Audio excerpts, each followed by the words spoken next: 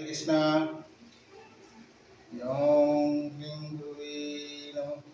জয় জয় ভক্তি সিদ্ধান্ত सरस्वती गोस्वामी ठाकुर की जय। भागवत ठाकुर की जय। जगन्नाथ दास बाबा जी ठाकुर की जय। वंदे जगत श्री गोपाल ठाकुर की जय। भज श्री कृष्ण चैतन्य प्रभु नित्यानंद श्री अद्वैत गदाधर श्रीवासादि गौर भक्तवृंद। हरे कृष्ण कृष्ण कृष्ण हरे हरे, हरे राम राम राम हरे हरे।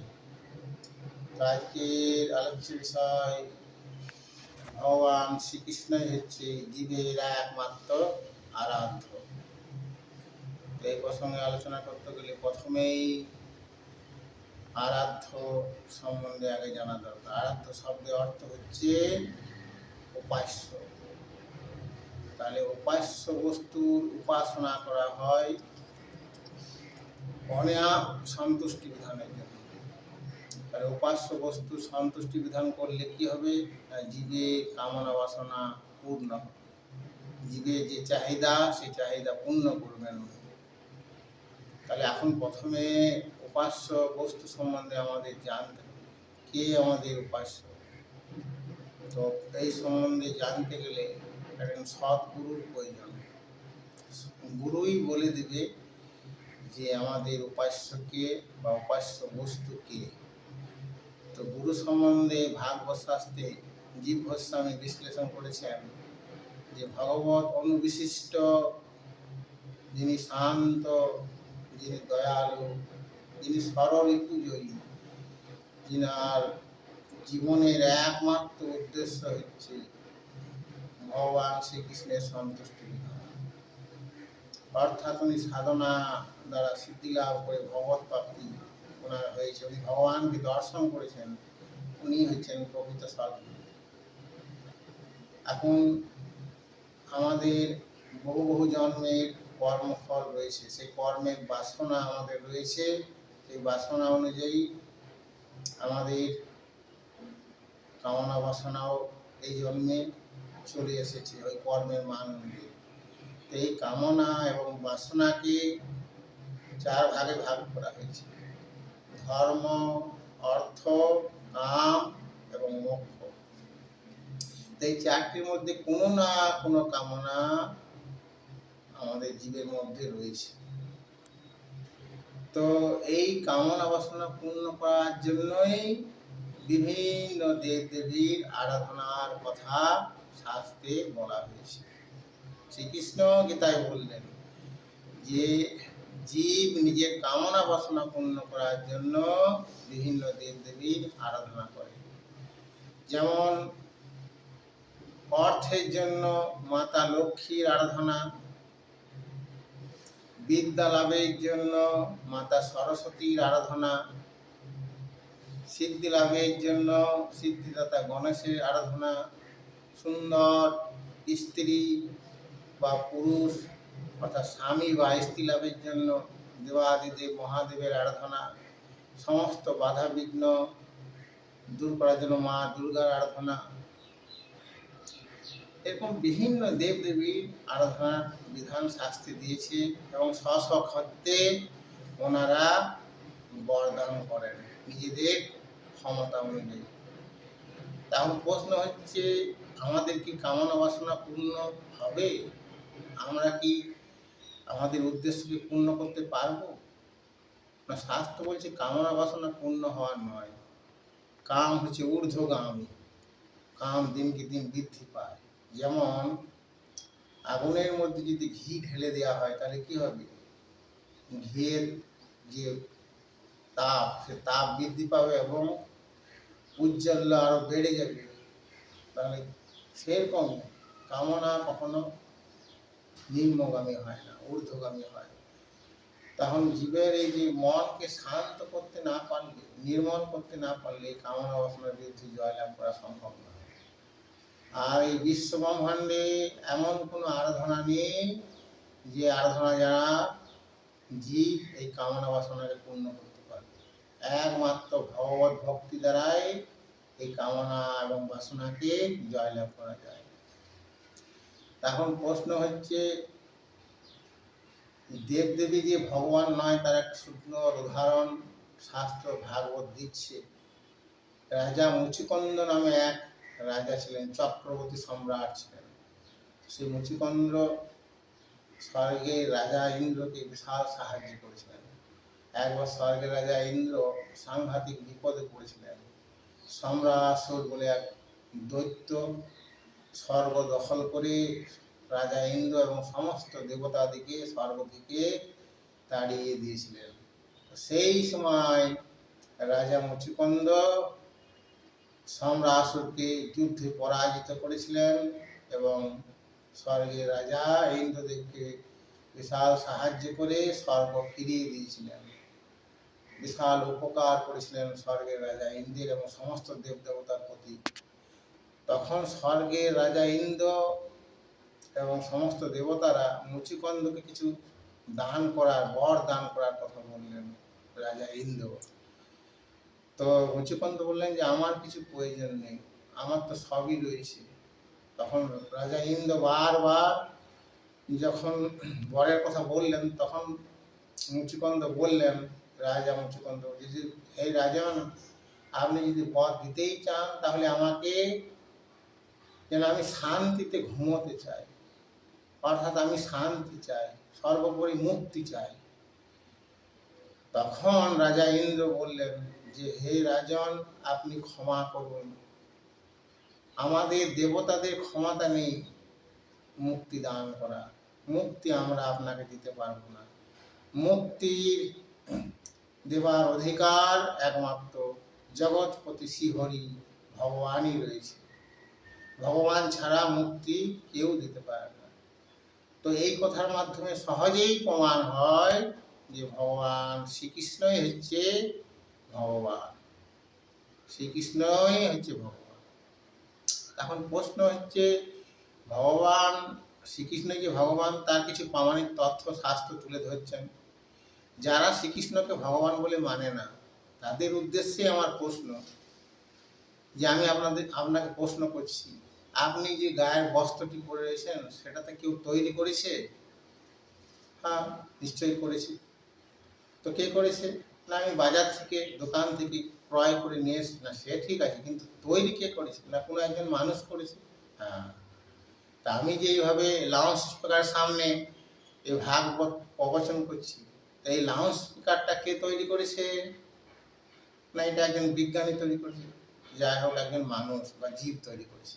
তো সেরকম আমার মাথার উপরে যে আকাশ রয়েছে, অনন্ত কোটি ব্রহ্মাণ্ড রয়েছে, এটা কে তৈরি করেছে? আপনি করেছেন? দেবাদিদেব মহাদেব করেছে, মাতা পার্বতী করেছে, মাতা লক্ষ্মী করেছে, মাতা সরস্বতী করেছে, 33 কোটি দেবদেবীর মধ্যে কেউ কি করেছে? কেউ করেনি। কে করেছেন? না, ভগবান মহাবিষ্ণু এই অনন্ত কোটি ব্রহ্মাণ্ড সৃষ্টি করেছেন ভগবান শ্রীকৃষ্ণের কৃপায়, অধ্যক্ষতায়, পরিচালনায়। তাহলে মহাবিষ্ণু তৈরি করেছেন, এই মহাবিষ্ণু এই অনন্ত কোটি ব্রহ্মাণ্ড তৈরি করেছেন।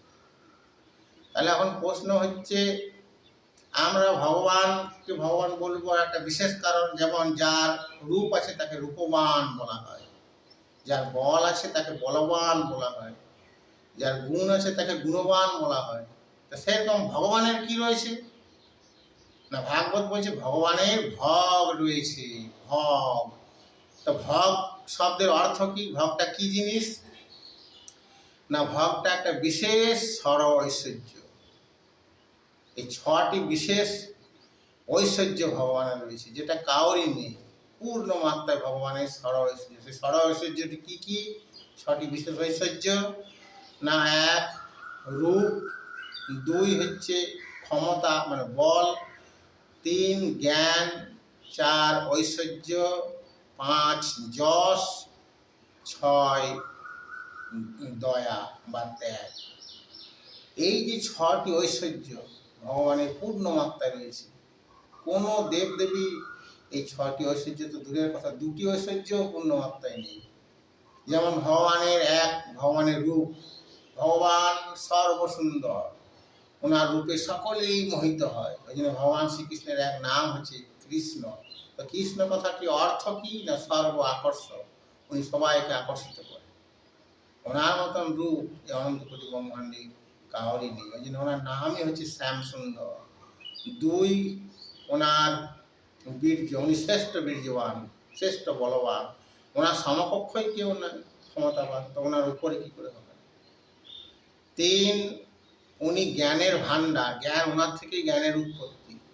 আমরা হচ্ছে অল্প বুদ্ধি সম্পন্ন, আর ভগবান হচ্ছে কি বলবো বিশাল সমুদ্রের মতো বিদ্যা। জ্ঞান ওনার থেকে সৃষ্ট হয়েছে জ্ঞানের।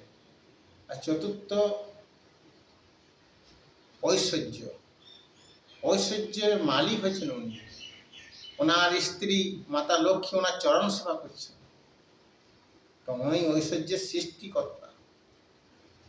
আর পঞ্চম হচ্ছে যশ, ভগবানের মতো যশ অনন্ত কোটি ব্রহ্মাণ্ডে কাউরি নেই। সৃষ্টিকর্তা ব্রহ্মদেবও ভগবানের গুণকীর্তন করছেন, দেবাদিদেব মহাদেবও ভগবানের গুণকীর্তন করছেন, যশ কীর্তন করছেন। তো শ্রীকৃষ্ণ হচ্ছে সব থেকে যশস্বী। আর ষষ্ঠ ঐশ্বর্য হচ্ছে উনি হচ্ছেন দয়া সাগর। ওনার মতন দয়া ত্যাগ কাউরি নেই।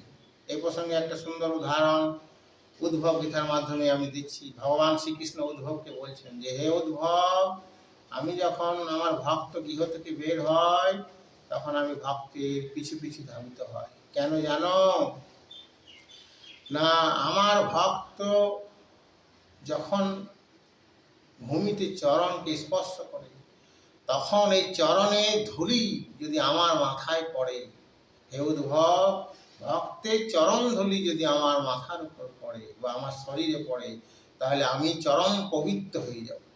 এই ভাব নিয়ে আমি ভক্তের পিছু পিছু যাই। উদ্ভব ভক্তকে যদি রক্ষা করতে হয় তো আমি তো বৈকুণ্ঠ থেকেই রক্ষা করব। আমি ভক্তের চরণ ধুলি মাথায় নেবার জন্য তার পিছু পিছু ধাবিত হয়। দেখুন, এই জড় জগতে এমন কোনো প্রভু আছে যে তার চাকরের বা ভিত্তের চরণ ধুলি মাথায় নেবেন? কখনোই না। এইটাই হচ্ছে ভগবানের বিশেষ গুণ। এই ছটি ঐশ্বর্য ভগবানের পূর্ণ আত্মায় রয়েছে, যেটা কাউরই নেই। সৃষ্টিকর্তা ব্রহ্মদেবের নেই, দেবাদিদেব মহাদেবেরও নেই। এই জন্যেই শ্রীকৃষ্ণই হচ্ছে ভগবান, আদি ভগবান, শ্রেষ্ঠ ভগবান এবং সর্বোপরি উনি হচ্ছেন অনাদি, আদি অন্ত বলে ওনার কিছুই নেই। সকলেরই পিতা বা বাবা রয়েছেন আনন্দময়ী ব্রহ্মাণ্ড, সকলেরই সৃষ্টিকর্তা রয়েছে, কিন্তু শ্রীকৃষ্ণের কোনো সৃষ্টিকর্তা নেই। সৃষ্টির আগেও উনি ছিলেন, সৃষ্টির পরেও উনি থাকবেন। মহাপ্রলয়ের সময় সকলের বিনাশ হয়, অনন্ত কোটি ব্রহ্মাণ্ডের বিনাশ হয়, দেবাদিদেব মহাদেব সৃষ্টিকর্তা ব্রহ্মদেব 33 কোটি দেবদেবী অনন্ত জীবাণু সকলেরই বিনাশ হয়, শ্রীকৃষ্ণ কিন্তু বিরাজ থাকেন। তাই সমস্ত শাস্ত্র প্রমাণ করে যে শ্রীকৃষ্ণই হচ্ছে জীবের একমাত্র আরাধ্য। দেবতাদেরও ভগবান প্রমাণ, শাস্ত্রের মাধ্যমে প্রমাণ হলো যে দেবতাদেরও আরাধ্য ভগবান শ্রীকৃষ্ণ, সর্বোপরি সৃষ্টিকর্তা ব্রহ্মারও আরাধ্য শ্রীকৃষ্ণ, দেবাদিদেব মহাদেবের আরাধনা শ্রীকৃষ্ণ, এবং 33 কোটি দেবদেবী তো প্রমাণ পেলেন আপনারা, এবং অনন্ত জীবাত্মারও আরাধ্য হল ভগবান শ্রীকৃষ্ণ। তো সমস্ত শাস্ত্র প্রমাণ করেছেন বা প্রমাণ করলেন যে শ্রীকৃষ্ণই হচ্ছে জীবের একমাত্র আরাধ্য। তাই গৌরাঙ্গ মহাপ্রভু সাক্ষাৎ শ্রীকৃষ্ণ ভক্তরূপে এসে সে কথাই বললেন যে হরিনাম হরিনাম হরিনাম কলেব কলেব নাস্তেব নাস্তেব নাস্তেব গতির্নাথা। হরিনাম হরিনাম হরিনাম কেবলম কলি নাস্তেব নাস্তেব নাস্তেব গতির্নাথা। অর্থাৎ হরিনাম ছাড়া জীবের কোনো গতি নেই, হরিনাম ছাড়া জীবের কোনো গতি নেই, হরিনাম ছাড়া জীবের গতি নেই। তো মহাপ্রভু বললেন কৃষ্ণ ভক্তি হচ্ছে জীবের একমাত্র উপাস্য, একমাত্র আরাধনা। শ্রীকৃষ্ণই হচ্ছে একমাত্র, শ্রীকৃষ্ণের আরাধনাই জীবের একমাত্র কর্তব্য। আর আরাধনার ভক্তির মেইন গুরুত্বপূর্ণ অঙ্গই হচ্ছে হরিনাম সংকীর্তন। এই হরিনাম দ্বারাই জীবের সমস্ত অমঙ্গল নাশ হবে এবং নিত্য মঙ্গল, নিত্য আনন্দ জীব লাভ করবে। তো এই হচ্ছে আমার আজকের আলোচনার মূল ভাবার্থ। হরে কৃষ্ণ, জয় রাধে, জয় জয় রাধে, জয় শ্রী রাধে। হরে কৃষ্ণ।